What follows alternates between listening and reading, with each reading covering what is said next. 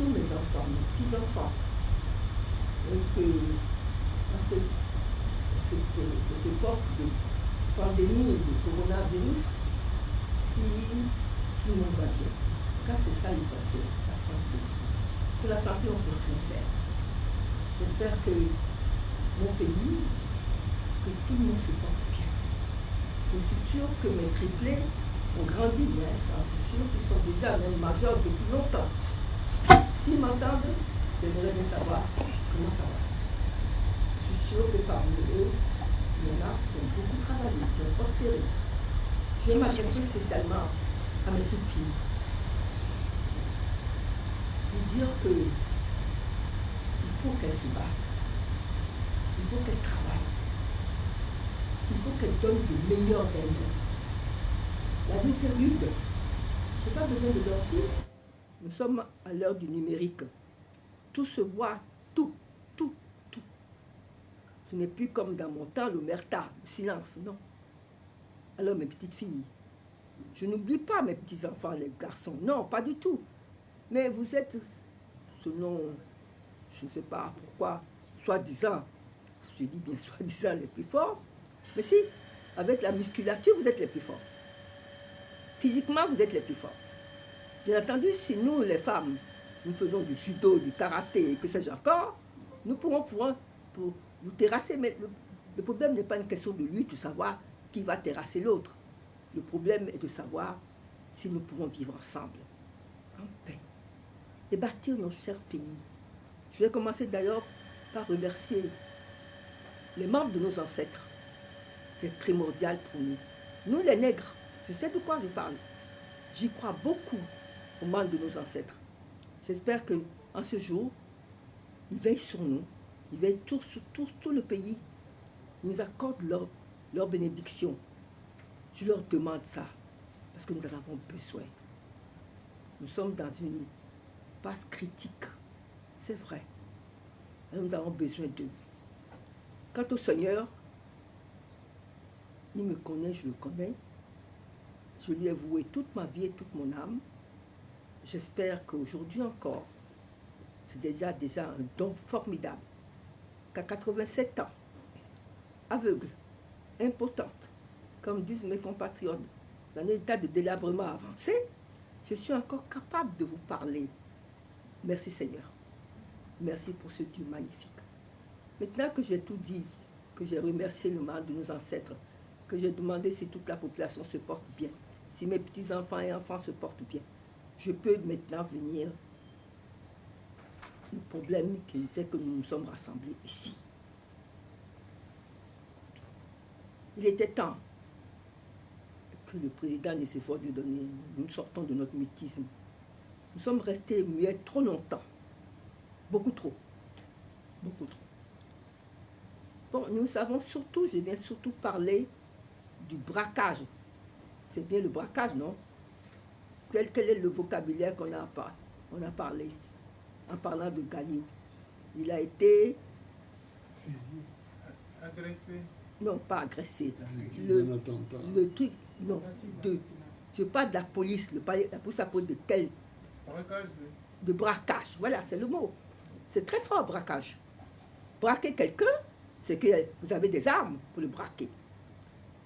Moi, Serge me dit qu'il y a un point de presse de la police. Mon autre fils, Ganiou, a été agressé, braqué, comme dit la police, le 5 février. C'est ça, non? Oui, maman. Serge, réponds-moi. Oui, maman. Oui, ben dis donc, hé. Je ne te vois pas, moi. Alors, il faut me répondre. Le 5 février. Bon. Oui. Et la police a fait un point de presse quel jour? Le 6, le 7, le 8? Le 7. Le 7, 2 jours plus tard. Oui. Et qu'est-ce qu'on nous a dit? Que mon fils a subi a été victime d'un braquage. Le mot braquage, dans le vocabulaire, et en point de vue policier, terme policier, suppose que quelqu'un l'a agressé avec des armes lourdes pour le délester ou de sa fortune ou de lui prendre sa vie. Il en a été quitte pour la peur d'avoir une balle dans le thorax. Grâce à la promptitude. Formidable. C'est ici le lieu de remercier Pascal, le pauvre, qui a eu la présence d'esprit, une rapidité pour sauver son patron, qui a fait demi-tour parce que quand ils ont été agressés, ils allaient à une tournée, si j'ai bonne mémoire, un meeting, n'est-ce pas? C'est ça, maman. Bon, il y a déjà une heure. À une tournée à Zivier. C'est exactement. Bon, c'est ça. Zivier, mon fils, tout le monde le sait, a une plantation là-bas. Merci Pascal. Merci d'avoir eu cette promptitude de sauver notre fils, de le ramener directement, promptement à l'hôpital pour qu'il puisse subir les premiers soins. Vous lui avez sauvé la vie. Je suis désolée de ne pouvoir rien faire pour vous, Pascal, car je sais que depuis 10 jours, vous êtes en arrêt. On vous a mis en arrêt de rigueur, c'est ça? En garde à vue. Hein? En garde à vue. Pardon? En garde à vue. En garde à vue. Et qu'on vous tourmente, on est allé même jusqu'à mettre votre femme en garde à vue aussi pendant 2 jours. Pourquoi? Pourquoi cet acharnement? Qu'est-ce qu'on reproche à Pascal? D'avoir sauvé la vie de son patron? Qu'est-ce qu'on veut lui faire dire? Que c'est lui ou c'est Gagné ou lui-même? Et c'est eux qui ont mis tout en œuvre pour se faire braquer? Moi, je ne sais pas. Moi, en tant que maman, simplement, en tant que mère, je me pose des questions en pleine conjoncture. Qu'est-ce qui se passe dans notre pays? Qu'est-ce qui se passe? C'est le silence radio. On ne peut plus parler. On nous interdit de parler. On nous interdit de circuler. On nous interdit de rire. On nous interdit tout. On nous interdit tout simplement de vivre. Ça ne peut pas continuer comme ça. Ça ne peut plus continuer comme ça. Moi, je dis que stop, il faut s'arrêter. Je suis née dans ce pays il y a 87 ans. Je l'ai quitté, hélas, un peu tôt. Mais je suis née dans ce pays. Mes parents sont nés dans ce pays. Mes enfants n'y sont pas nés, ce n'est pas ma faute, c'est circonstance. Il y a des tas de gens qui quittent leur pays, qui même mettent leur vie en danger en traversant la Méditerranée et qui vont faire leur vie ailleurs parce qu'ils pensent, ce n'est pas mon cas. Je suis partie étudier. Oui, après la guerre, en 1946. On est partis, mes frères et moi, étudier en France. Et nos parents, mon père a bien fait. Car grâce à lui, je suis ce que je suis aujourd'hui. J'ai pu faire des études. Ça m'a permis de rencontrer le prince de Huawei, c'est-à-dire Nicéphore Dieudonné Sodlo. C'est déjà pas mal. Et grâce à lui, nous avons eu 2 enfants. Voilà. La France nous a donné ça. Quand nous sommes partis très jeunes en France.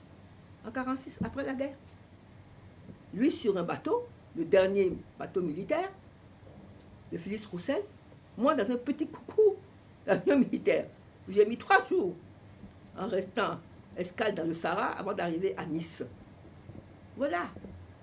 Et qu'aujourd'hui, nous rentrons chez nous pour bâtir notre Afrique, le berceau de l'humanité, pour être chez nous, pour dire enfin, à notre tour, nous allons réaliser des choses magnifiques. Sortir l'Afrique du malaise économique, sortir l'Afrique de la maladie. Actuellement, c'est le coronavirus qui est en train de nous tuer. Faire des choses. Notre pays est un pays, le continent africain. Vous le savez tous, mes chers enfants, que le continent africain est le continent de l'avenir. Nous regorgeons de tout. Nous avons tout ce qu'il faut pour vivre bien. Les autres vivent bien, mais pas nous. Et ce qui est triste, c'est que quand on voit que c'est nous-mêmes, certains de nos gouvernants, qui font tout pour que la population ne vive pas bien. Moi, je ne sais pas. Qu'est-ce que nous avons fait au ciel? Et non, il faut laisser le ciel. Le ciel, Dieu n'a rien à voir là-dedans. C'est nous-mêmes. Mais je veux simplement dire que il faut que le pouvoir en place lâche la famille Soglo. Après avoir envoyé notre fils aîné, n'est-ce pas, en exil pour longtemps.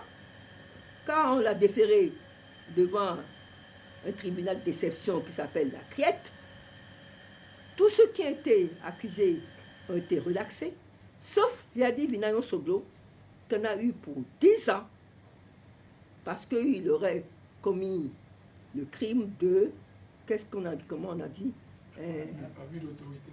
Hein? Abus d'autorité. Abus d'autorité. Tandis que le baron Kera est un sympathique gaillard.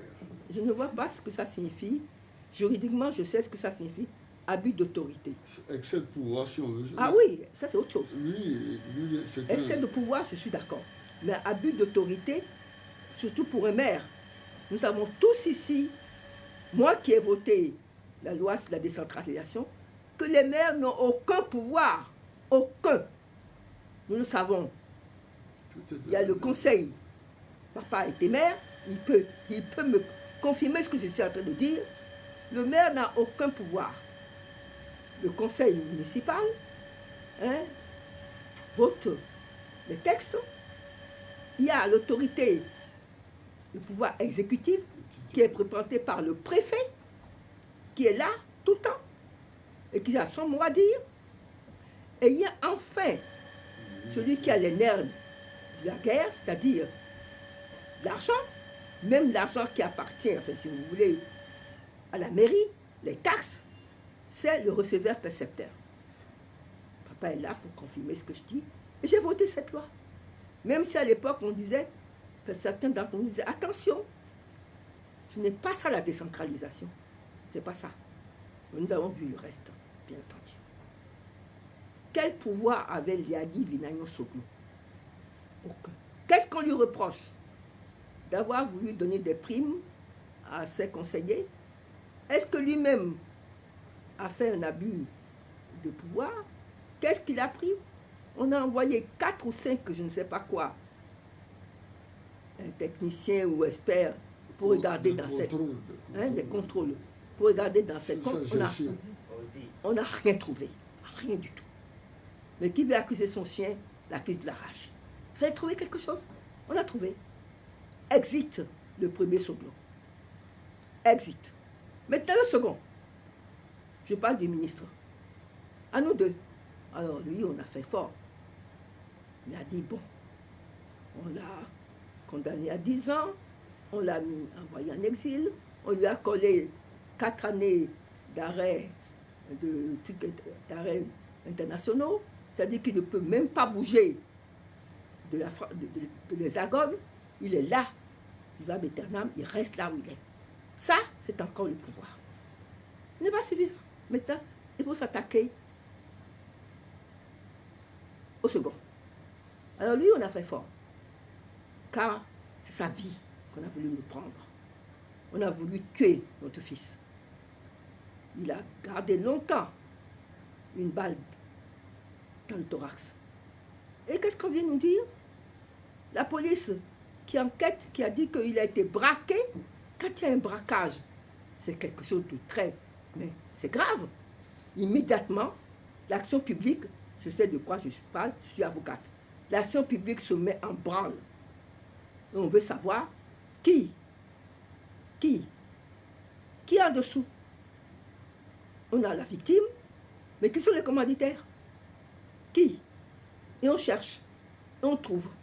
On dit, ah, nous avons mis la main sur telle personne, nous savons que c'est les braqueurs, on les défère devant le tribunal pénal va s'occuper, correctionnel va s'occuper d'eux. Jusqu'à présent, le président ne s'efforce de donner, moi-même, la police ne nous a pas mis au courant des résultats de ces investigations.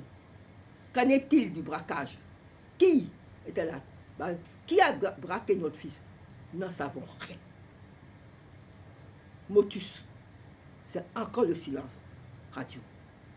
Nous n'en savons rien. Nous ne sommes pas au courant.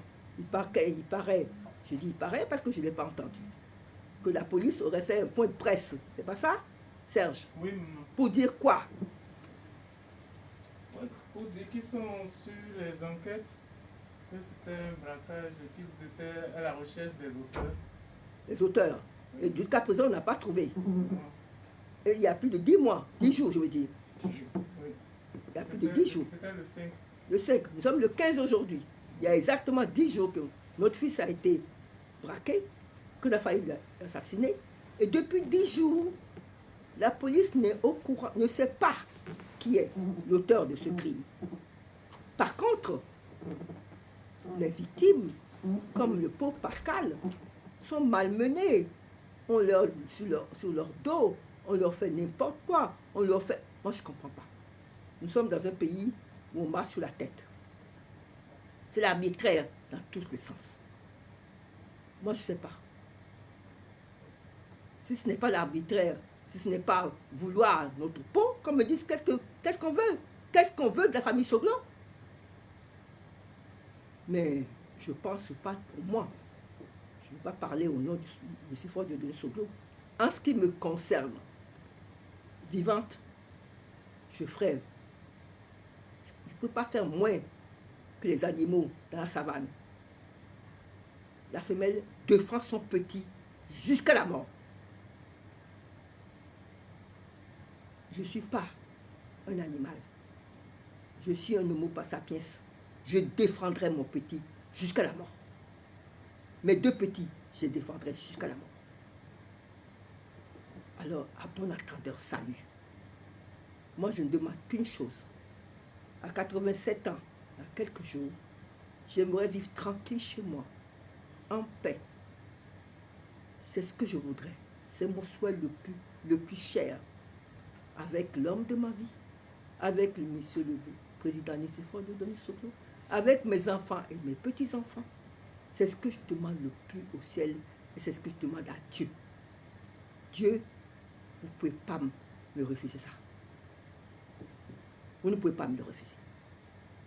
Je ne demande pas l'impossible.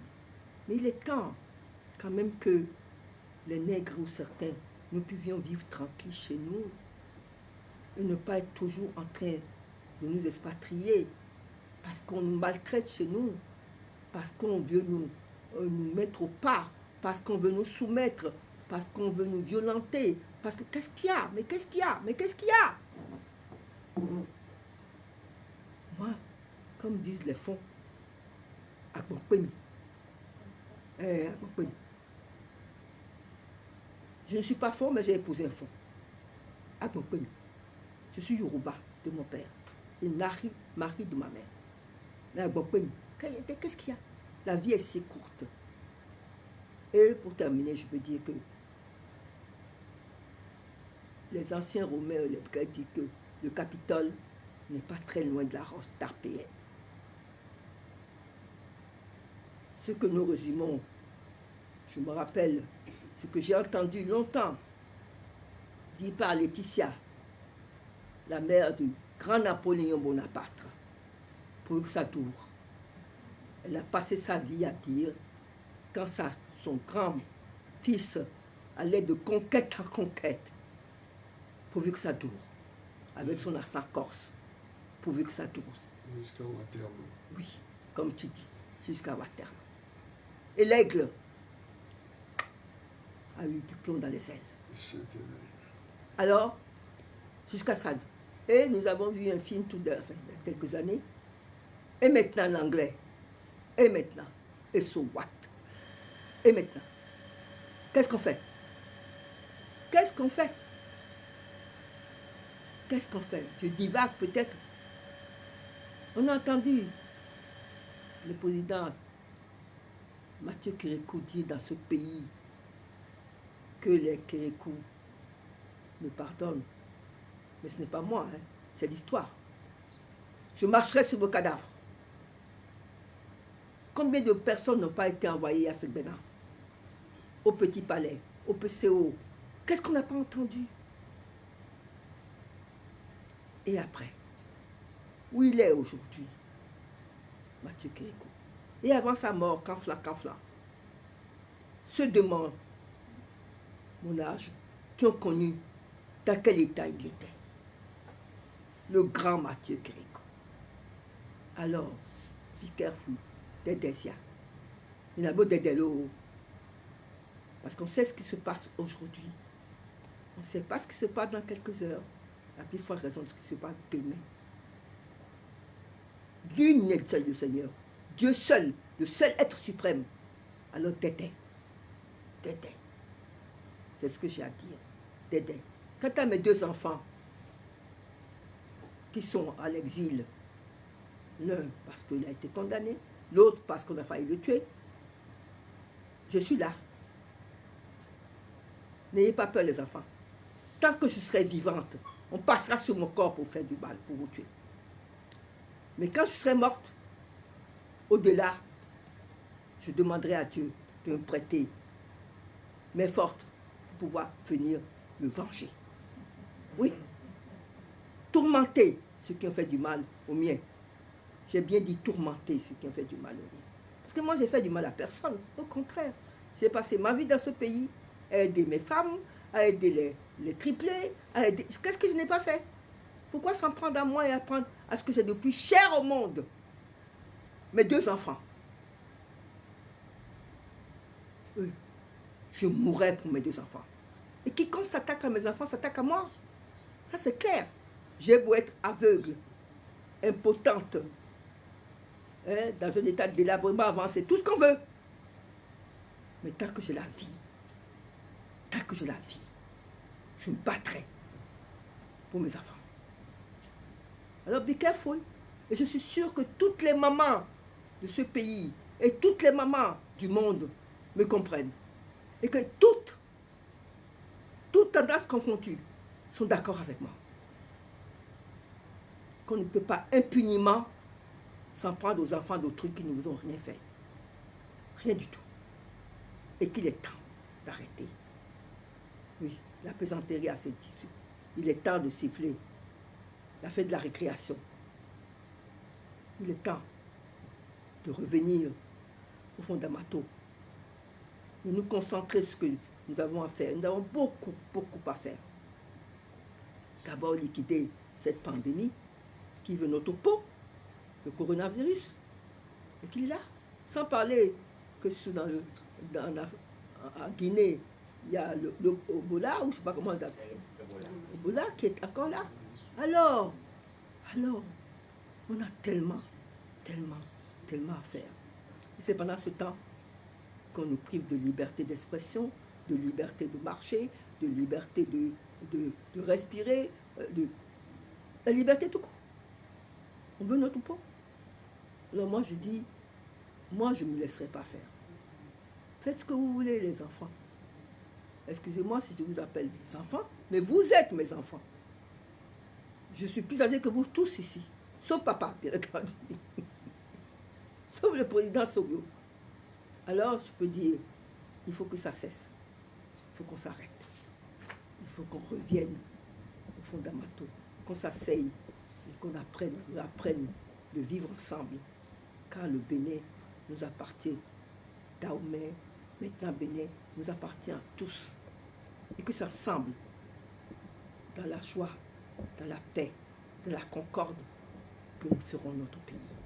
Ce n'est pas en nous tirant dessus les uns les autres que nous n'y arriverons jamais. Jamais. Alors, une dernière fois, merci de venir m'attendre. Merci de m'avoir entendu. Encore une dernière fois, si vous permettez, une prière pour nous demande de nos ancêtres et pour le Seigneur. Parce que moi, je suis croyante. J'ai la foi. J'enverrai à l'âme. Seigneur, au secours. Je vous en prie, au secours. Aidez ce peuple qui est en train de se perdre. Venez à notre secours. Aidez-nous. Seigneur, je vous en prie. Aidez vos enfants. Aidez-nous. Aidez-nous déjà à soigner et à guérir le corona.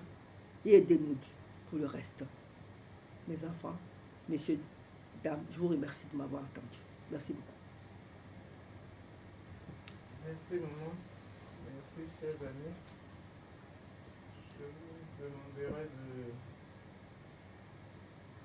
Parle plus fort. Oui, je demanderai à mes amis de... Papa, rester... tu as quelque chose à dire? Moi, Oui. Non. quand je vais parler, ça va être atomique. Non, oh là là. Moi, je ne te parle pas Je ne suis pas d'atome. pressé. Tu n'es pas pressé, On d'accord. va organiser Bon, une séance pour papa. bon, ok. Bon, alors, Ça, alors là, faites-moi confiance. je t'écoute, Serge. Alors, Oui, maman, un instant, les amis vont sortir On va le sortir. temps que Maurice vous ramène